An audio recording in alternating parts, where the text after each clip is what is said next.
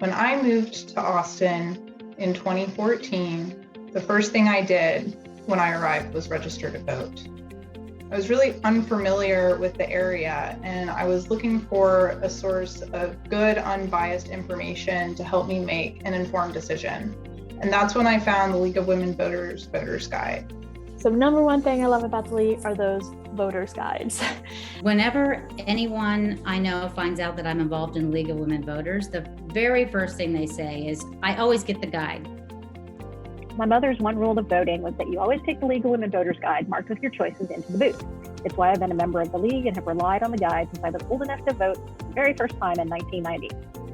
So having those printed forms delivered to them is actually really helpful in order for them to, one, find out who is on the ballot, and two, also being able to find information really easily handed to them. Growing up in an immigrant home, my family and I rarely talked about politics, nor really had the language to have conversations about voting and civic participation.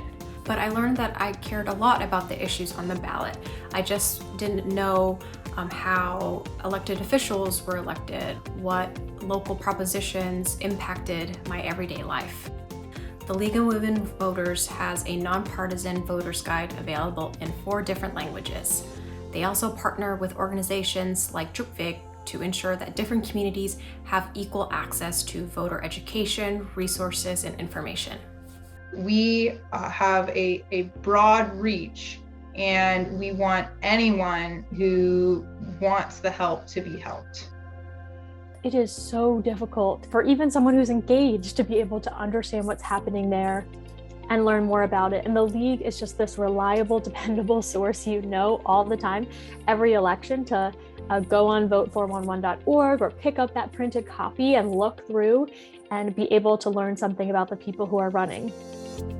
The League really fills a gap by asking intelligent questions of the candidates and providing the information that they respond with in an unedited format to allow people to determine what candidates are saying and who best represents the values that they want to see in those positions.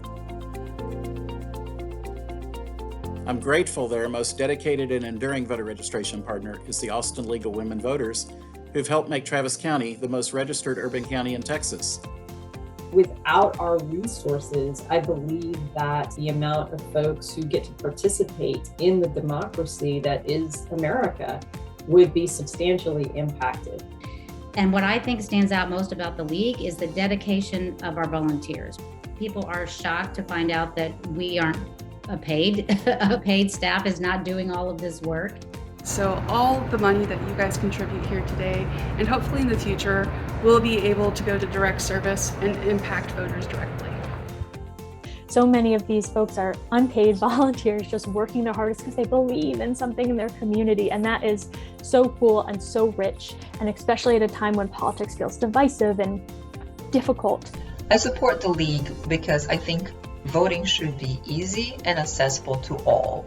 And with all the programs the League offer, I think it's a great organization to really promote democracy and encourage voters to vote at all levels. Really, we are there fighting the fight that was envisioned way back in the 1700s of how this would all work. Without groups like the League, democracy would suffer. When Benjamin Franklin was asked after a session of the Constitutional Congress, "What kind of government have you given us?" he replied, "A democracy, if you can keep it." I think Franklin would have been very proud of organizations like the League of Women Voters. So thank you for your support for the League and for your efforts to help safeguard our democracy. If you believe in democracy, then you should support the League.